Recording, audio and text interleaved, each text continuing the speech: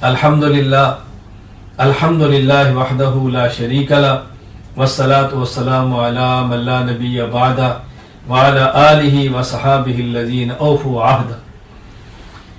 اللہ تعالیٰ نے بہت سارے ایام اور دن خوشی کے بنائے ہیں ایمان والوں کے لیے، بہت ساری مخصوص راتیں عبادات کے لیے بنائی ہیں، بعض اوقات عبادات کے لیے متعین فرمائے ہیں، بعض مقامات عبادات کے لیے متعین فرمائے ہیں۔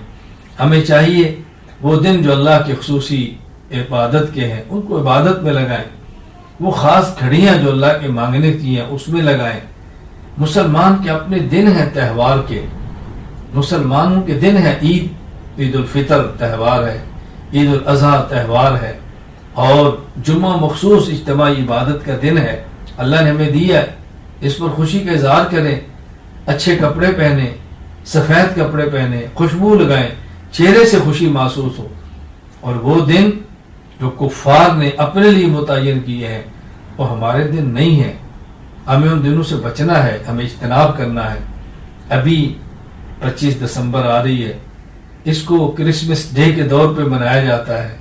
یہ عیسائیت کا دن ہے، اسلام کا دن نہیں ہے، یہ مسلمانوں خوشی کا دن نہیں ہے، یہ مسلمانوں کی عبادت کا دن نہیں ہے۔ اس بات کو سمجھیں۔ ایسی تقاریب میں جانا، کیک کاٹنا اور اس پر فخر کرنا، یہ بہت افسوس کی بات ہے کہ انسان کی مجبوری ہو کہ ماحول اس کے بغیر اس کو نکلنے کا راستہ نہ دیتا ہو، گزارا نہ ہوتا ہو، مجبوری میں پھنس جائے، یہ تو الگ بات ہے۔ لیکن خوشیوں میں جانا، تقاریب میں شرکت کرنا، اس پہ کیک کاٹنا اور اس پہ خود ہدیے دینا، مبارکبادیں دینا، ہمیں اس سے اجتناب کرنا چاہیے۔ مسلمان کو اپنے اسلام پر فخر ہونا چاہیے، اپنے ایمان پر فخر ہونا چاہیے، رسول اکرم صلی اللہ علیہ وسلم کی مبارک تعلیمات پر فخر ہونا چاہیے۔ ہم نے اپنی تہذیب کو عام کرنا ہے، اپنے کلچر اور رواج کو رواج دینا ہے، ہم نے اس پر محنت کرنی ہے۔ رسول اکرم صلی اللہ علیہ وسلم کا لباس، نبی پاک صلی اللہ علیہ وسلم کا مبارک چہرہ، رسول اکرم صلی اللہ علیہ وسلم کی پاکیزہ زندگی، ہم خود بھی اس کو اپنائیں اور پوری امت میں اس کو عام کرنے کی کوشش کریں۔